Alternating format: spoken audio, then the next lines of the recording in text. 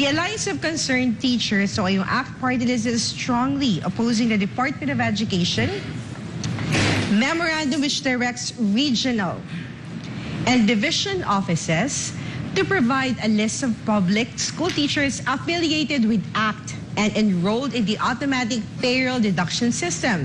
The leftist group claims that this action is a form of profiling and red-tacking orchestrated by the Education Department, pointing out that Vice President Inday Sara Duterte has been singling them out.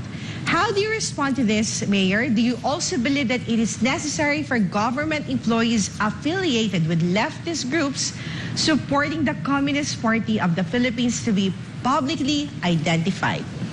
Alam mo, itong act na ito, acting lang kayo acting innocent. Huwag na tayo magbulahan. Noon pa matagal na, fiscal pa alam ko na itong mga act ninyo talagang leftist kayo. I said I used to traverse the ideological boundaries noon nung matagal ng unang panahon.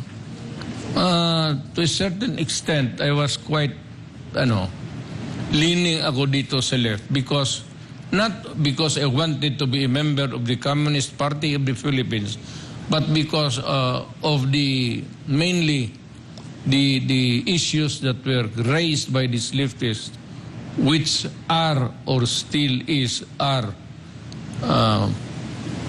valid today. Itong mga semi-organizations, kunwari lang, mga front nila itong act.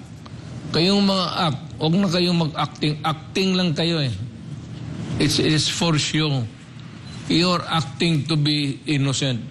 Talagang mga leftist kayo. And this, itong act na ito, were organized by leftist organizations.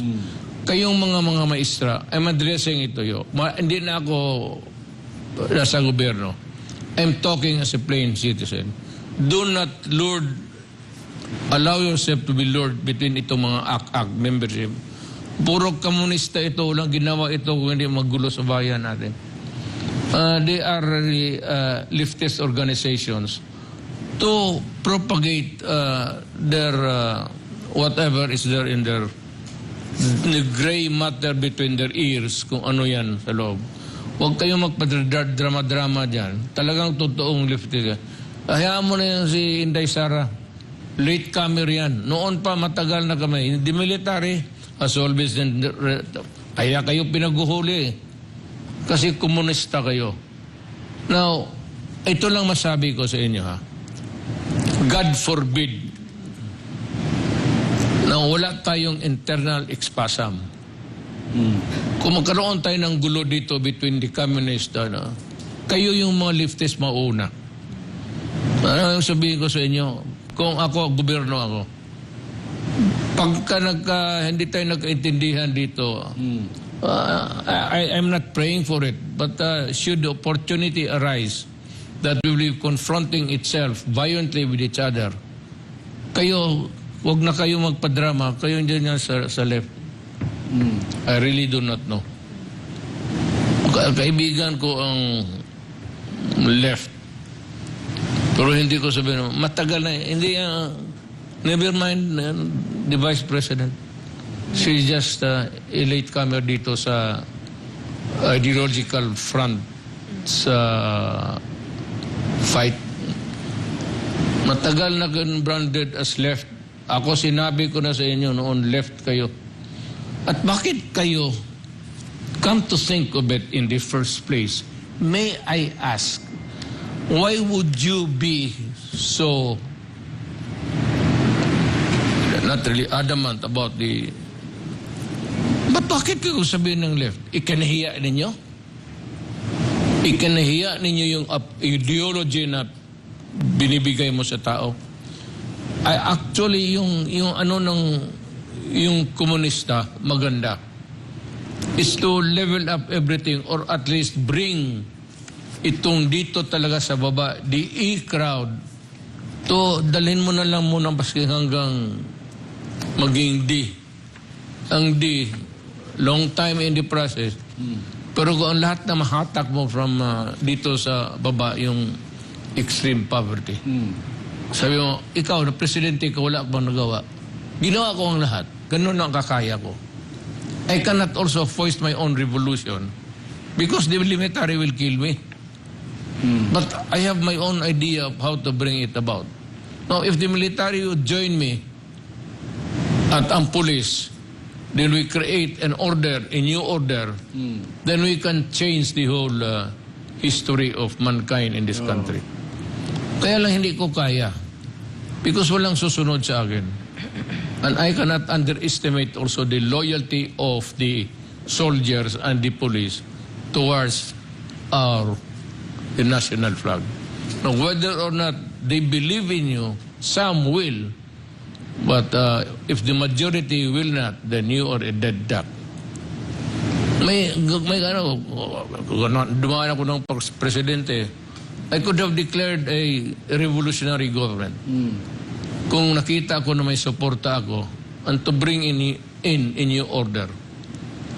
Pero ganito, we try really we have our own idea of how an ideal country works given the environment sa Philippines.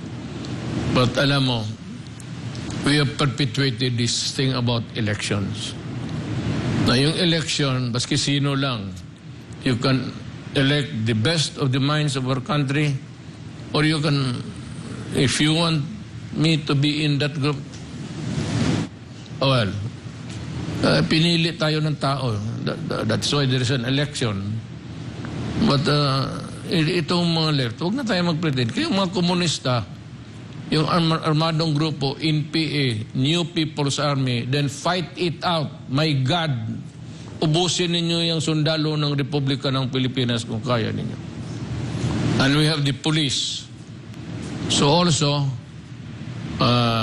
I think there would be no other time na babalik yung kagaya sa Davao experience na yung Sparrow units inyo killing 2-3 policemen and soldiers a day. Marami na kasing mga NPA hitman na over the years. Yung security ko, yung security sa bahay ko, nakapalibot, they're all members of the New People's Army nag-surrender. Nung nag-surrender yan sila sa akin, may dalang armas. Sabihin ko, diyan yung armas mo, gamitin mo yan. Ikaw na lang magbantay sa akin bago ako natutulog. At least kung buhay ako, buhay kayo. Kasi pag namatay ako, papatayin talaga kayo ng military. And even may one of the drivers, Sparrow hitman niya noon. Kaya lang, sinasabi ko sa mga sundalo, huwag na ninyong pakialaman yan. I mean, do not, loss up things because nag-surrender na eh. It's a matter of honor. Pag nag-surrender ang tao, surrender. You cannot shoot a guy na at the back just because nag-away kayo, nag-shake hands na kayo, tapos babaliktad ka. Usapang lalaki yan.